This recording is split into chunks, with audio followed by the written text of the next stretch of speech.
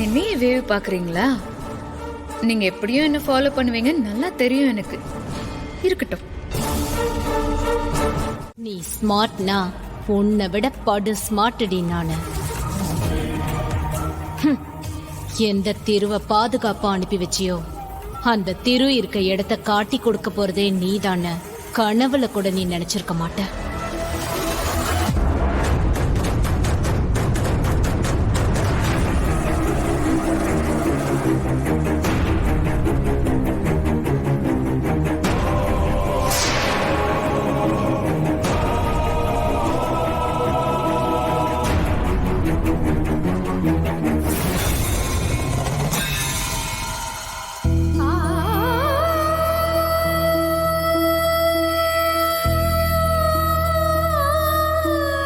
அம்மா, கவலைப்படாதீங்கம்மா.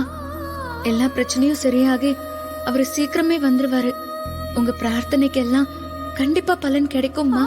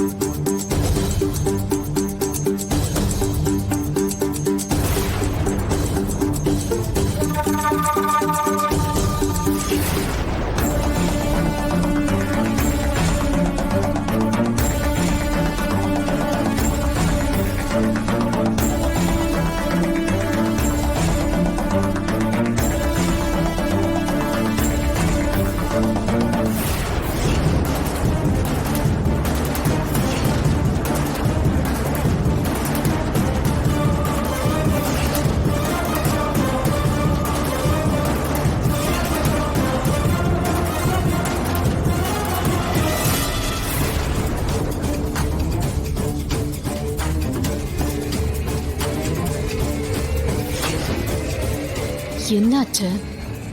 இவ்வளவு நேரம் ஆச்சு, இன்னும் அவளை காணுமே.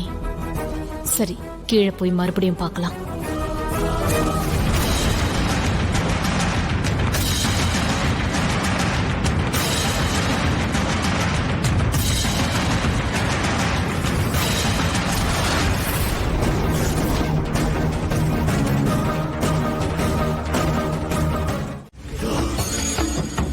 அவ கோயிலுக்குள்ள போறா.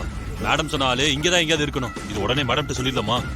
ஏய் வேணாண்டா, முதல்ல அவன் உள்ள இருக்கானான்னு பாப்போம், அப்புறம் சொல்லலாம்.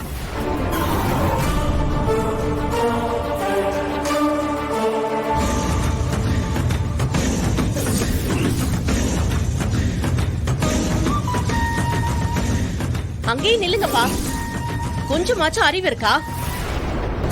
எப்பா, செருப்பு காலோட கோயிலுக்குள்ள வரீங்க, போய் கோயில் வெளியில கழட்டி விடுப்பா.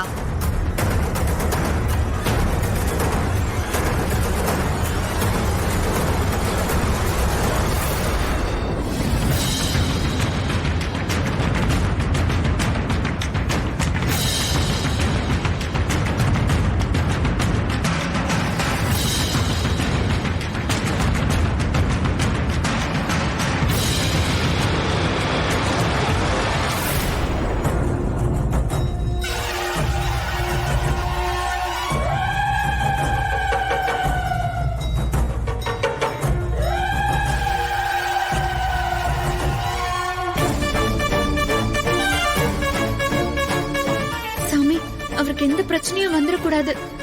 சீக்கிரம் அவர் இந்த பிரச்சனையில இருந்து வெளியே வரணும். அவர் பேரையும் அவர் அப்பா மாதிரி நினைக்கிற அவரோட கம்பெனி பேரையும் கெடுக்கிறதுக்கு கவிதா பண்ற பிளான் ஜெயிக்கவே கூடாது.